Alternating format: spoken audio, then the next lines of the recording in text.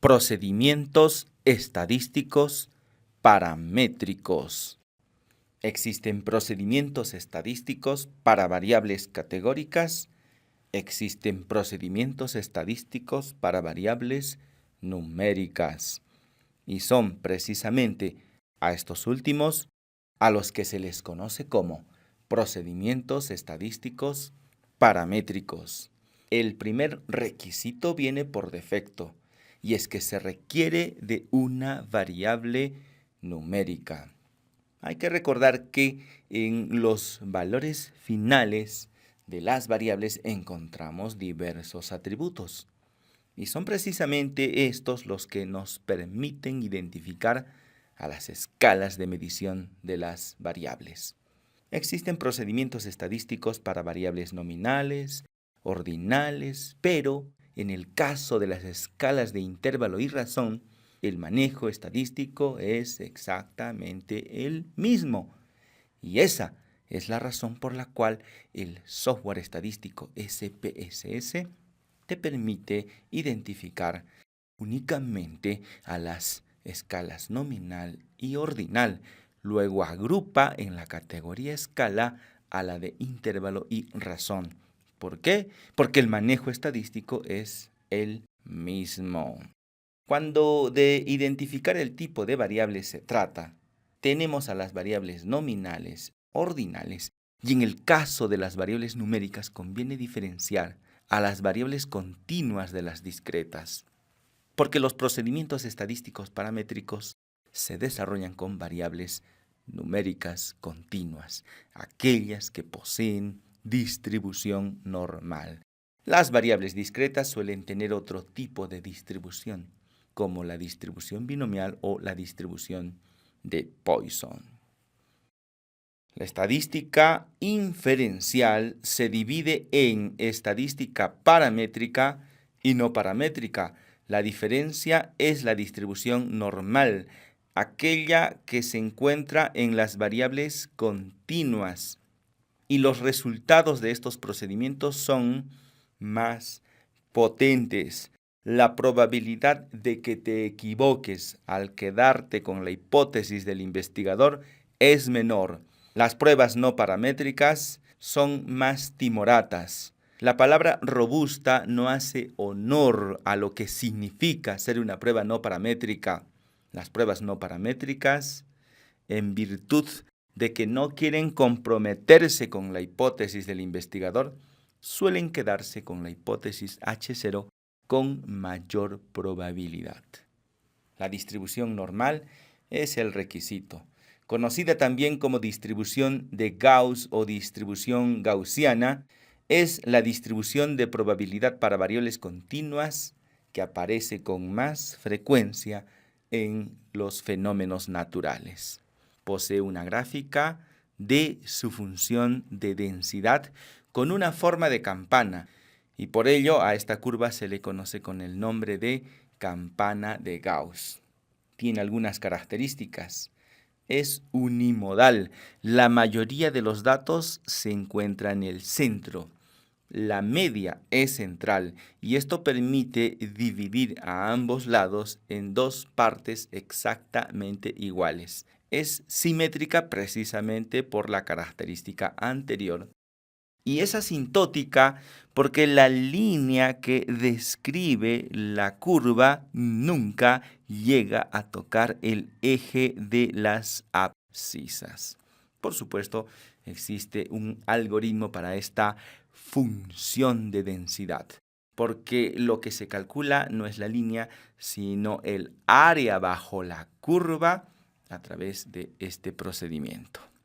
La distribución normal estándar, y le hemos agregado la palabra estándar, que también podría ser típica, tiene una media de 0 y una desviación estándar de 1, de tal modo que el clásico 1,96 con el que siempre trabajamos corresponde al 95% de el área bajo la curva. Recuerda que esta distribución es acumulada. Por lo tanto, si hasta aquí tú tienes 97,5, pues nada más le restas el 2,5 que está en el extremo inferior y entonces en el centro tenemos exactamente al 95%. Es la razón por la cual utilizamos el 1,96. Vamos a realizar procedimientos estadísticos paramétricos, pero se requiere de que exista distribución normal. Vamos a explicarlo en términos gráficos. Vamos a suponer que queremos comparar dos grupos. Y aquí tenemos las barras de error. El punto central representa la media y las barras de error son los límites inferior y superior de el intervalo de confianza para la media. Si tú prolongas el valor medio de un grupo sobre el otro y cae dentro de su cuerpo, entonces los dos grupos son iguales y no importa de cuál grupo comiences a hacer esta comparación. Pero si tú prolongas la línea media de un grupo sobre el otro, cae fuera de su cuerpo, independientemente de qué grupo utilices primero para hacer la comparación, entonces estos dos grupos son diferentes. Pero si te fijas, las barras de error son del mismo tamaño. Ahora las vamos a cambiar. Concentrémonos en el caso 1 y sobre todo en el grupo B. Vamos. El tamaño de los brazos ha disminuido. Por lo tanto, cuando prolongamos la línea media del grupo A sobre el grupo B, cae por fuera. Y cuando prolongamos la línea media del grupo B sobre el grupo A, cae dentro. Y ya no sabemos si estos dos grupos son iguales o diferentes. ¿Por qué? Porque este grupo B tiene los brazos más cortos. Y en el caso 2 ha ocurrido algo distinto. Hemos prolongado el brazo inferior del grupo B de una forma asimétrica. Vamos a ello. Y aquí, si te fijas, los puntos medios no se han movido, pero ahora la prolongación del grupo B sobre el A cae por fuera, la prolongación del grupo A sobre el grupo B cae por dentro, y ya no sabemos decidir si esto corresponde a dos grupos iguales o diferentes. ¿Qué ha sucedido aquí? Sucede que una variable con distribución normal no puede ser muy concentrada o leptocúrtica. Esto sería un diagrama o barras de error con brazos muy cortos. No puede ser platicúrtica, muy extendida, muy dispersa. Son las barras de error muy largas, muy grandes. Tiene que ser mesocúrtica. Por otro lado, no puede estar el punto central hacia uno de los lados. Tiene que estar exactamente en el medio, esto es, que la distribución sea simétrica. Pero el apuntamiento y la asimetría son nada más descriptivos. Hay que demostrar, en términos de probabilidad, que la distribución con la cual estamos trabajando es una distribución normal. Por lo tanto, tendríamos que hacer un contraste de hipótesis para la normalidad. Vamos a desarrollar entonces nuestro primer propósito, demostración de normalidad. Se ha evaluado el peso del recién nacido en dos localidades y se desea aplicar procedimientos estadísticos paramétricos. La pregunta que nos hacemos es si la distribución de la variable aleatoria es diferente a la distribución normal. ¿Por qué lo planteamos de esta forma? A pesar de que lo que queremos es demostrar la normalidad. Es que si el investigador pensara que su variable tiene distribución normal, entonces ya no realizaría ningún procedimiento. Es por eso que la hipótesis H1, la hipótesis del investigador, siempre es la hipótesis de diferencias. Y esta es la clave para nunca equivocar el razonamiento del planteamiento de hipótesis. H1 siempre plantea diferencias. Copiamos lo mismo para H sub 0 porque esencialmente dirá lo mismo, solo que esta vez le colocaremos la palabra no es diferente. Nivel de significancia 5%, cifras decimales 0,05. Procedimiento estadístico Kolmogorov-Smirnov corregida por Lilliefors. Vamos a calcular el p-valor en el software estadístico SPSS. Tenemos ya la matriz de datos que contiene a la variable peso. Nunca hay que dejarse distraer por la presencia de otras variables, sobre todo porque en tu matriz de datos podrías tener muchas variables. Ahora sí, vamos a realizar el procedimiento de Kolmogorov-Smirnov. En el menú Analizar, Pruebas no paramétricas, cuadro de diálogos antiguos, KS de una muestra Kolmogorov-Smirnov.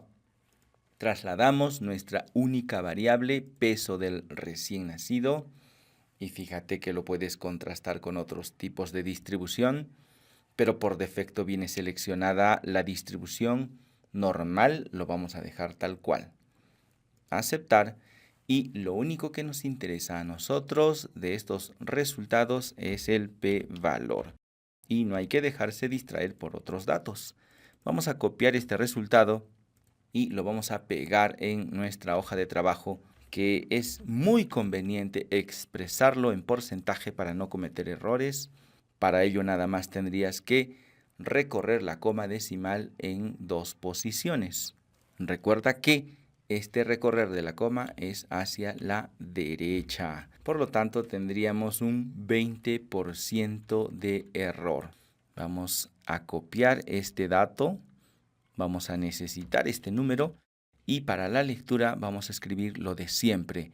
Esto es un ritual con una probabilidad de error del, y ahí pegas la magnitud del p-valor.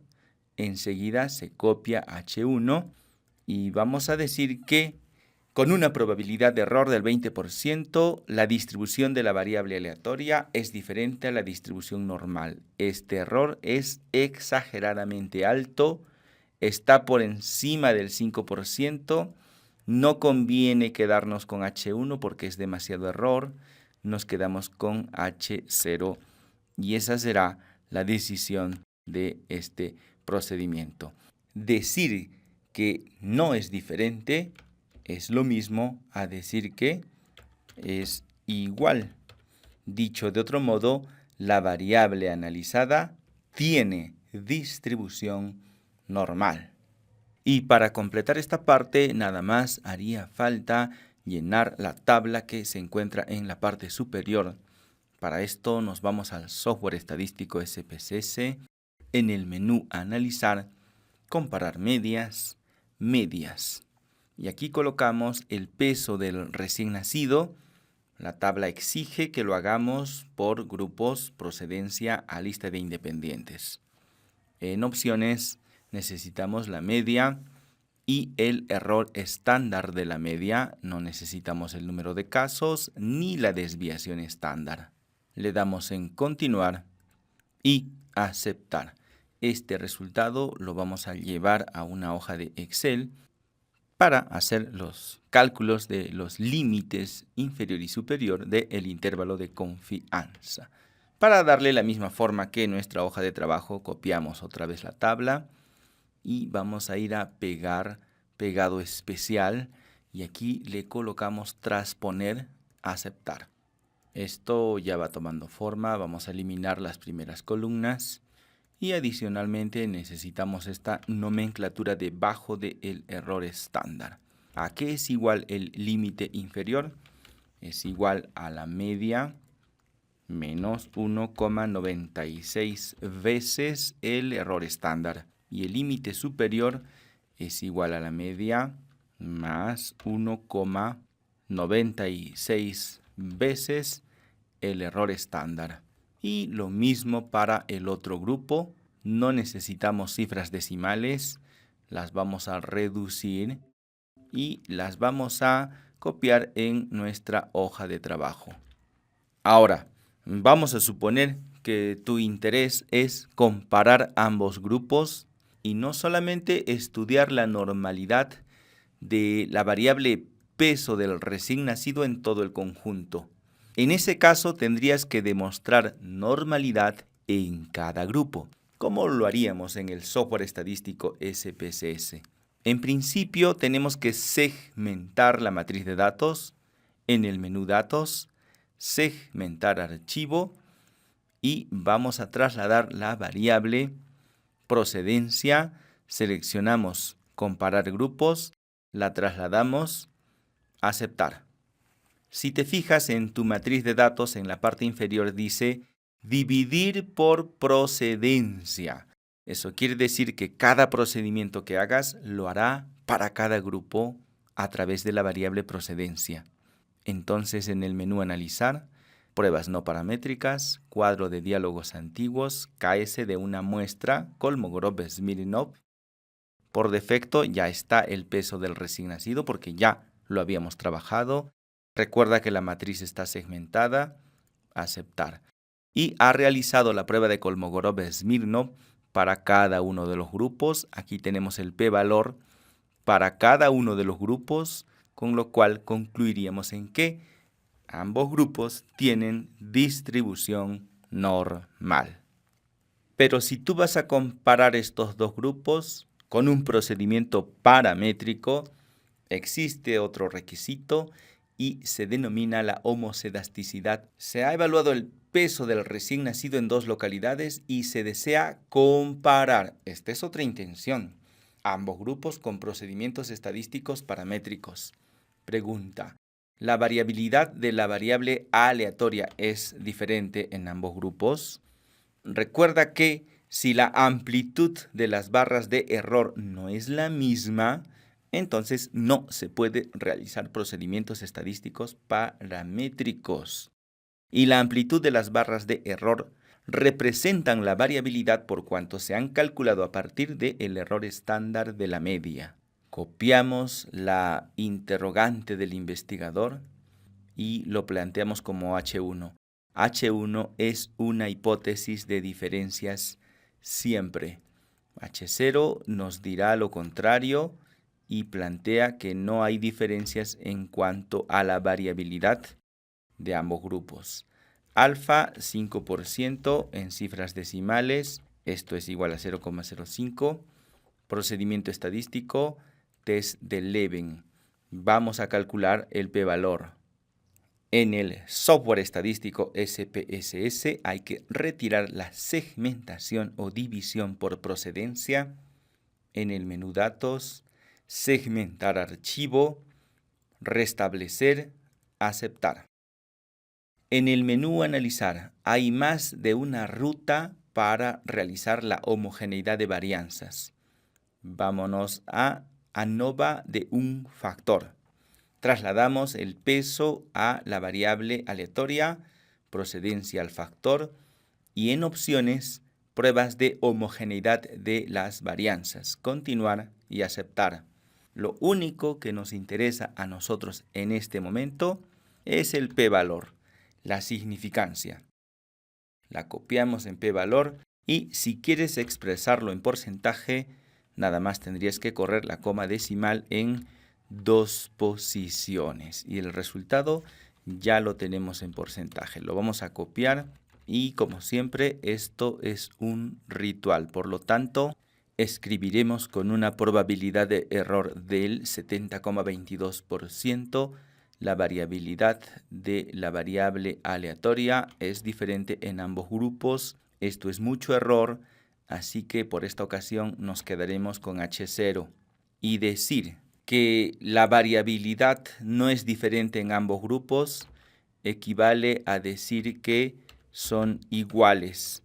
Dicho de otro modo, existe homocedasticidad. Nada más faltaría completar la tabla y como son los mismos datos de el propósito 1, lo vamos a copiar, lo vamos a pegar. Y ahora ya le puedes dar clic en guardar porque el producto del día de hoy es el archivo datos13.doc.